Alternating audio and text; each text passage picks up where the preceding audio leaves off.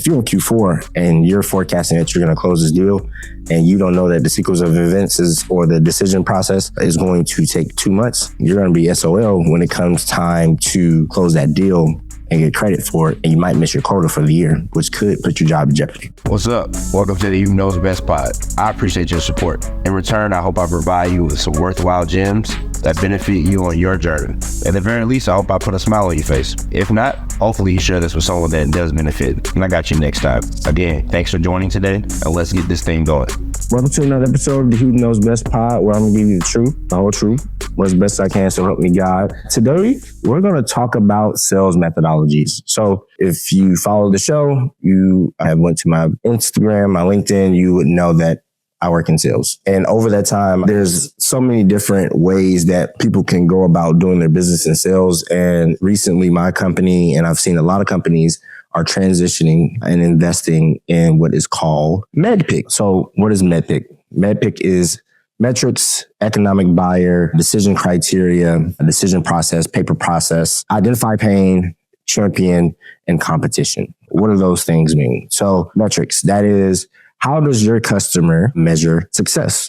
Like, how are you doing well as far as utilization, enablement? If you're dealing with software, that's what I focus in is like, are my customers provisioned? Are their users leveraging the tool and finding satisfaction? Do they have certain ROI metrics that they're looking to attain? So that's where you kind of focus in on your metrics. Economic buyer. So economic buyer is the person that can say no. Can say yes when everybody else says no. So a lot of times when you're selling into different companies that are buying software, you'll typically deal with people that are program managers, people that can influence, but they don't have budget. They don't carry budget. So that could be your sales ops team. Typically the people that hold budget are like finance, but mainly in my space, it'll be the sales org, like the CRO, the CSO, COO, Senior Vice President of Go-to-Market, something like that. They will be the person that will be buying the tool. Some organizations have committees, but you want to find your economic buyer because that person is the one that's going to say yes when everybody else says no. They're going to have the budget. Decision criteria. So this is what they are using to determine whether or not your tool is best, right? Are they looking at, do you easily integrate with tools that they already have? Are they trying to replace a tool? Do you fit within their specific budget? Could be a litany of things, but their decision criteria will determine whether or not your tool or your product is a fit. And then you have a decision process. So my manager calls this SOEs, or sequence of events, but you need to understand what are all the steps that will lead to your deal closing. You want to make sure that you have inroads with every step of that process, whether it be with procurement, finance, the economic buyer, the program managers, whoever. You need to make sure that you understand what those sequence of events are, because you don't want to be in a situation where you think you're going to close a deal this month, like you think it's going to be like, hey, I got to get this signed, when it actually is going to take, 2 months. Because they have to review with maybe a global group of leaders. Then it has to go through legal review, with AI and all those things. Those things are holding up the process now. So you need to understand that before you go down this rabbit hole of trying to close the deal, forecasting that you're going to close the deal in Q2 right now, or Q2 for us, Q4 for a lot of organizations. If you're in Q4 and you're forecasting that you're going to close this deal, and you don't know that the sequence of events or the decision process is going to take 2 months, you're going to be SOL when it comes time to close that deal and get credit for it, and you might miss your quota for the year, which could put your job in jeopardy. Next is the paper process. This is procurement steps. This is people that are required to finalize the deal, understanding, so you don't end up having surprises, right? So similar to the decision process, you want to understand who's involved, what they're looking at, how they're going to vet your tool. Paper process, more of that, hey, this paperwork has to go through a review. They got to look at your LSA, your DPA, terms and conditions, things of that nature. Identify pains. Everybody has a tool, everybody has a solution, but not every solution actually solves for the pain that the customer is feeling. And yes, every organization, especially in sales, wants to drive revenue. They want to mitigate churn. But what is their specific pain that is keeping them from closing deals, from doing better? That their tool is not, their brand is not big enough. It could be that they have a bunch of sellers that are new, that don't have large networks, which makes it harder for them to close deals. It could be anything, but you need to identify that pain and align your product or tool to that pain. And next is competition, right? Some tools and products don't have a lot of direct competition. They might have indirect competition. Like for my product, for Sales Navigator, there aren't many direct products that compete with us because they don't do the same things that we do. Now, from a customer's perspective, they might think differently, but overall, you want to make sure that you understand what your competition is, what you can be competing for budget internally for, who those champions are, and then align yourself that way. I actually skipped over champion. So with competition, we're going to go back to champion. So your champion is the person that is going to advocate on your behalf internally. This person usually has great political value or status in the organization. They're respected in some way. They're going to likely tell you who your competition is and how much budget that competition is already taking up. Things of that nature. That champion is going to be able to tell you who your economic buyers are. They're going to be able to explain your process, the paper process, the decision process. They're going to be the person that basically helps you get your deal forward. And you want to coach that person. You want to help that person. You want to make sure that it's beneficial for that person because your success and their success are usually tied together. So, and no, just because someone is an advocate and loves your tool, loves your product, that does not make them a champion. They have to be someone that has influence and political clout within the organization to go up to the CSO, to go up to the CRO, to go to the VP of sales, etc., and be able to convince them or have their ear to buy your tool. Again, that is MEDDPICC, that is metrics, that is economic buyer, that is decision criteria, that is decision process, that is paper process, that is identify pain, that is champion, and that is competition. All right. Cool. Now, why is that important? So we talked about what all of those individual things are. It's a structured approach to qualifying leads and disqualifying leads very quickly, right?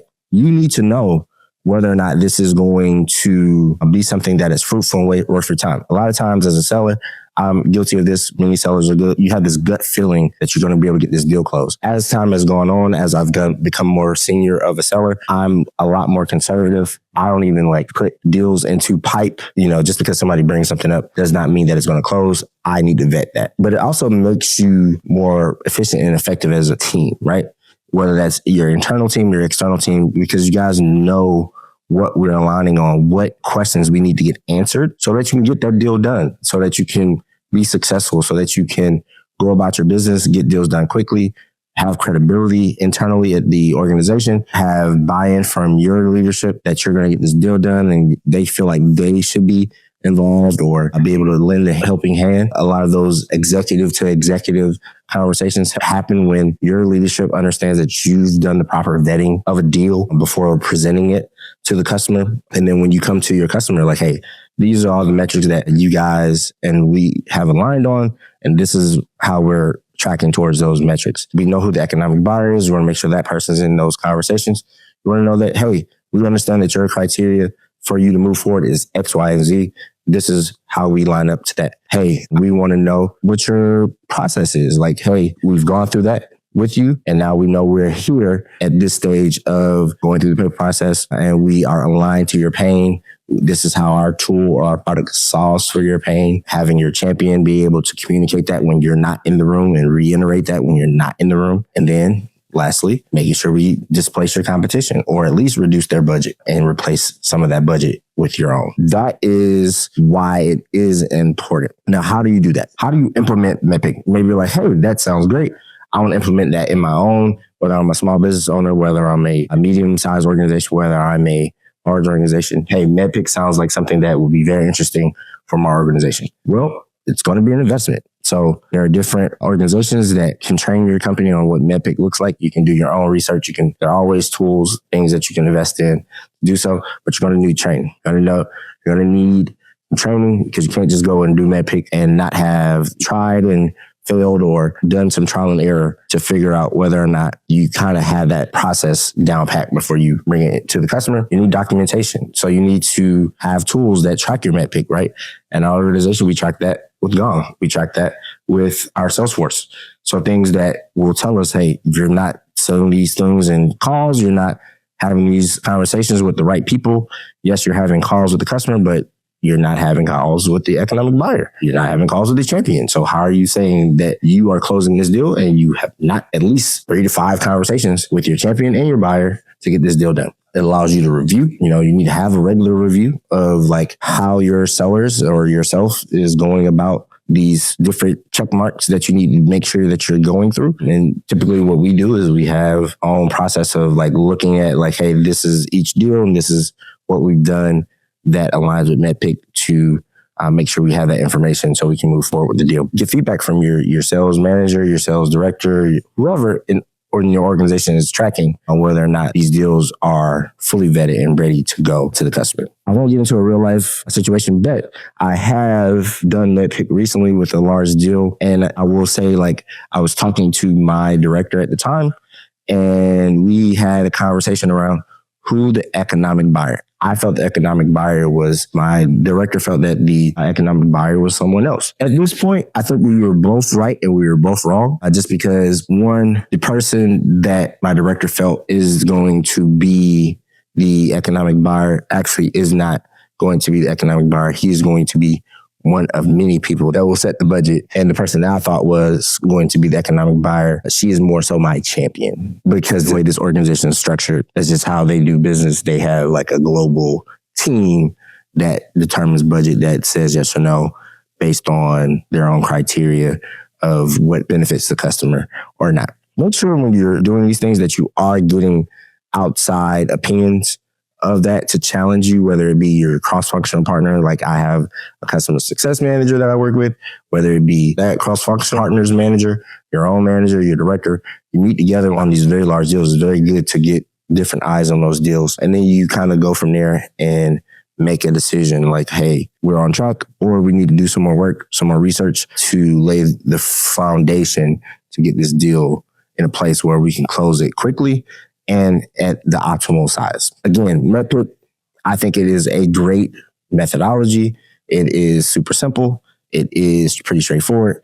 It's an easier way to track whether or not you're actually going to close a deal. Like I've done Sandler, I've done the Challenger method. Those things are great. They don't tell you whether or not you're going to close the deal. It tells you that you may be good at reversing and doing all these different things to get buy-in from someone, but it doesn't tell you that you've done everything that you need to do to get the deal closed.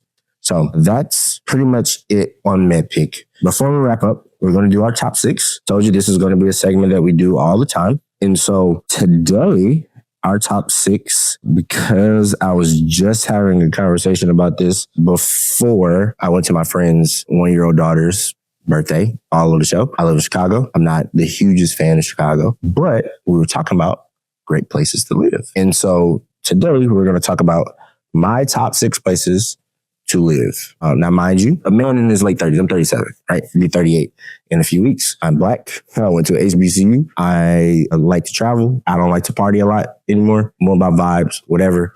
So yes, I'm going to have my own bias. This is my top 6 places to live, not your top 6 places to live. I don't know many people that are going to disagree with me on these places. If you disagree with me, so be it. I'm going to give you the pros or my pros and my cons of those places.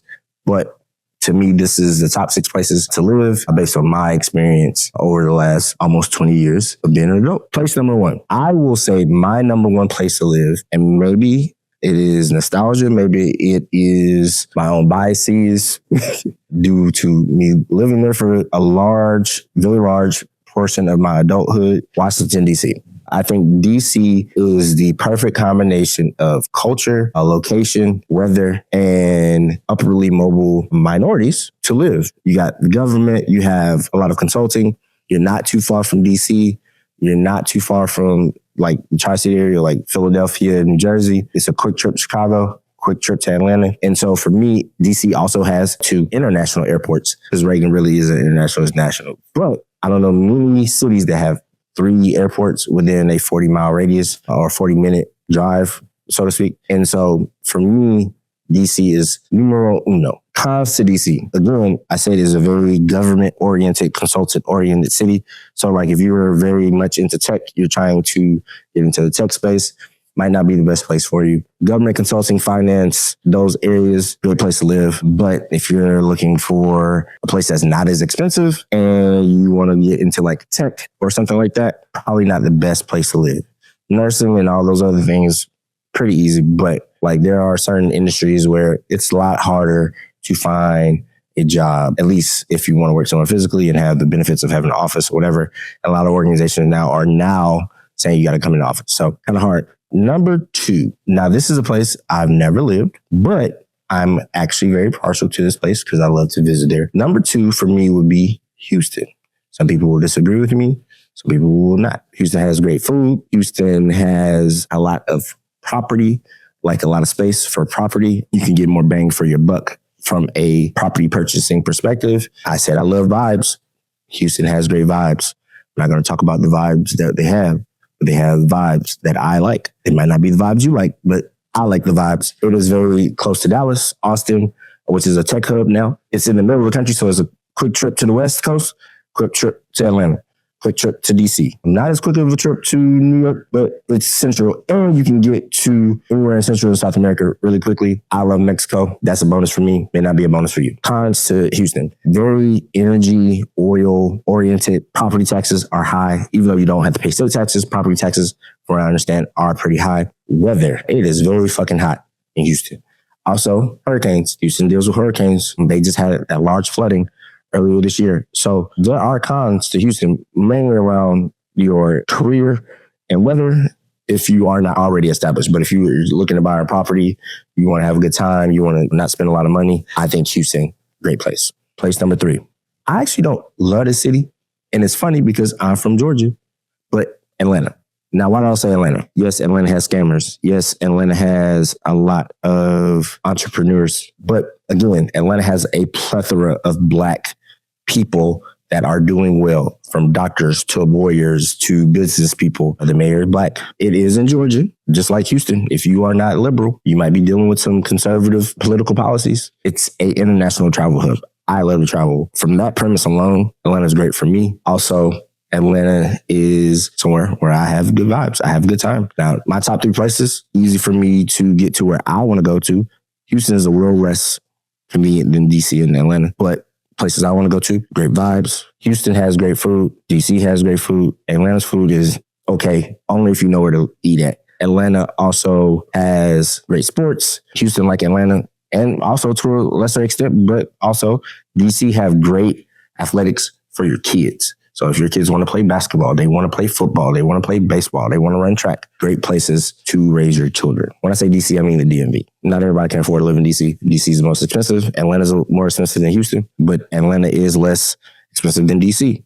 So they get more bang for your buck. Now it is becoming more expensive. But yes, cons to Atlanta, food is not amazing for it to be in the South. There are a lot of scammers. Crime rates can be a little higher. It is a purple state for now. So politically may not always align with you politically. And then from a perspective of, do I want to raise a family here and live here? Maybe. But yeah, I think Atlanta, if we're talking about property, getting property, if we're talking about easy to travel, good vibes, and business and commerce, I think Atlanta's probably the most well-rounded place to live. It's just very saturated, and traffic is trash in Atlanta. Traffic is trash in Houston as well. All right, place number 4. And this is going to be surprising because I'm a hater of this place, Chicago. Chicago is great for business. Chicago has a great summertime. Chicago has great food. Chicago has 2 airports. Midway is more convenient for me. O'Hare is a little far out the way, but it is an international airport. So is Midway, depending on where you're going. And so from my perspective, those are great things to have. Now, Chicago, terrible weather. I don't give a fuck what nobody say. Chicago has terrible weather. Yes, the summer's great, but hey, in the summer, it might be 75 degrees in July. Like, I don't want to be hot, but I don't want 75 degrees. I want to be able to predict what I'm going to wear. I mean, sometimes that weather's unpredictable, but the winters are horrid. There's no ifs, ands, buts about it. My back screen door froze in January because it was negative degrees. Potholes are terrible. Construction on the highway, terrible. They've been doing construction on the damn line in the loop since some of my friends were kids. So, and we're in our 30s. So think about that. Crime, but again, I say that with a caveat. There is crime everywhere. And so I don't want to position it that Chicago is this very violent city because if I'm being honest, I haven't experienced any of those things that people talk about. I've seen it on the news. I haven't seen it personally. It has not personally impacted me. That comes with the territory of where you live and things of that nature. There's crime in Atlanta. There's crime in DC. There's crime in Houston. Crime everywhere. I think media sometimes portrays things more than what they are. Number 5, Dallas. I just went to Dallas and hung out for the first time. Dallas is a Houston light. It is not as fun as Houston, but it is not far off. And Dallas, not for nothing, is an international travel hub. American Airlines is headquartered there. Again, low property costs, but high property taxes, great food in the middle of America.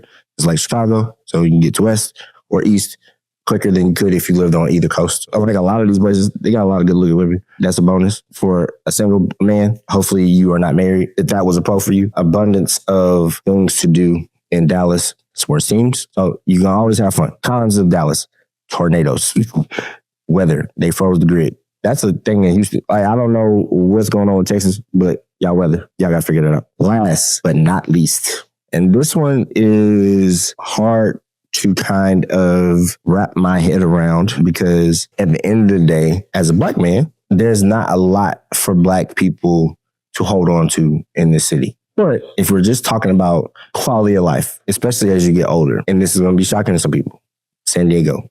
And I live in San Diego. San Diego has its international airport.